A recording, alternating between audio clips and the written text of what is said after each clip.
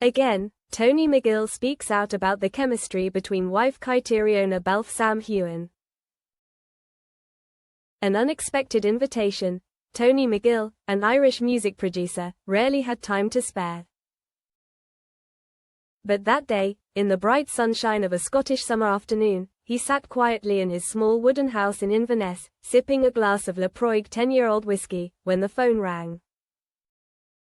Caitiriona Balfe, his longtime friend and wife, spoke up excitedly. "Tony, you won't believe it. Sam is asking us to go treasure hunting." Tony was stunned. Sam Heughan, the handsome actor from Outlander, a close colleague of both of them, was never short of crazy ideas. But, treasure hunting, it sounded like child's play. What kind of treasure hunting?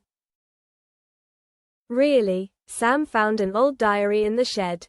His great-grandfather's, recording his journey to find the ancient sky stone. Again, Tony whispered, smiling helplessly. But he was excited, knowing that something interesting was about to begin.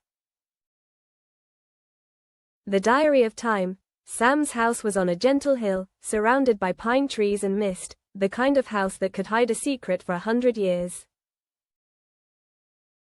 Sam greeted them with his usual enthusiasm, holding the old diary, its leather cover cracked, the ink faded with age.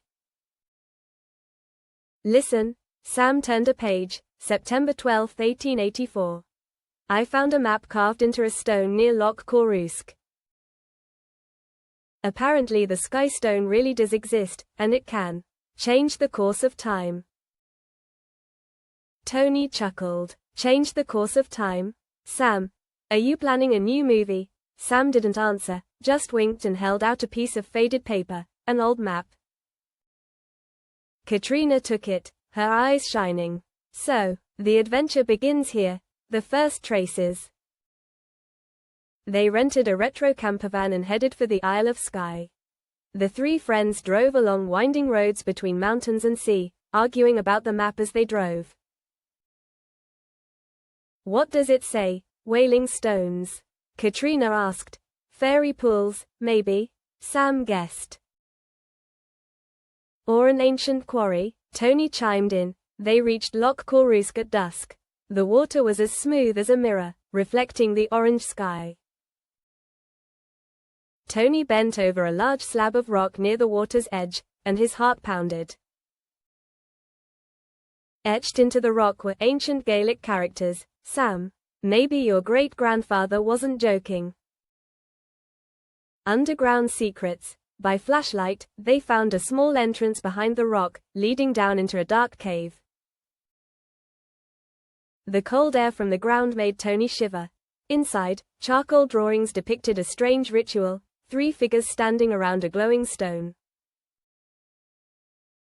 A Gaelic inscription was carved in the center of the cave. "He who finds the light of Skye, if he does not return it, will awaken the wrath of the earth." Sam swallowed. "We're not taking it, are we?" Tony, who was more rational than the other two, said. "We're not taking anything, just investigating." They moved deeper into the cave, where the flashlight beam reflected off a giant blue stone, glowing softly as if it had a soul of its own. The Earth's fury. As Caitiriona placed her hand on the stone, a bright light filled the cave. The ground shook violently, as if something were waking up. Tony shouted, "Run!" The three of them rushed out of the cave just as part of the ceiling collapsed. A hailstorm suddenly fell on Loch Corruisk, sending a small tornado rolling across the surface of the lake. They took shelter under the natural arch, gasping for breath. Sam laughed loudly, coughing as he said, "I told you, there's something real here." Tony glared, again.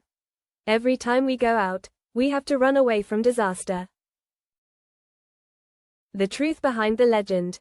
The next morning, when the sky cleared, they went to an ancient monastery near Caitiriona, where the ancient library was kept.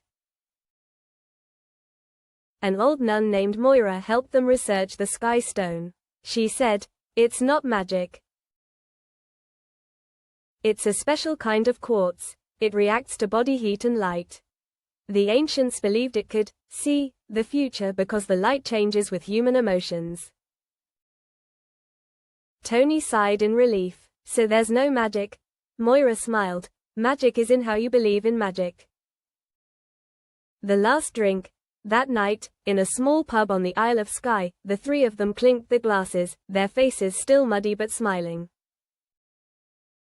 Tony, Katrina said, no matter how many times we go, I want to go on these adventures with you.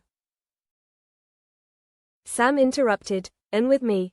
Tony shook his head. Again, next time we go to the movies. No more caves. But in the eyes of the three of them, everyone knew, there would be many more, again.